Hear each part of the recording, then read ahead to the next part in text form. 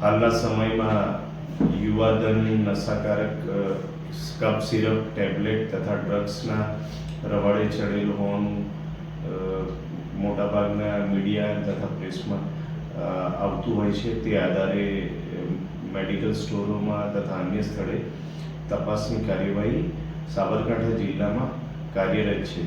તે અનુસંધાને હિંમતનગર ટાઉન વિસ્તારમાં હિંમતનગર બસ સ્ટેન્ડ પાસે એક વ્યક્તિ આ નાની બોટલો કફ સિરપની લઈને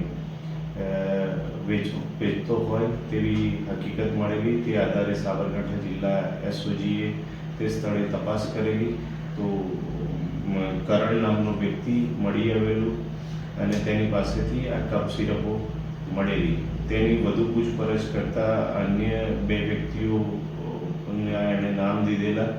એ બંને વ્યક્તિઓ દર્શનકુમાર તથા નિલેશકુમારના ત્યાં પણ આ બાબતે તપાસ કરતાં એમની પાસેથી પણ કફ સિરપ મળી આવેલી.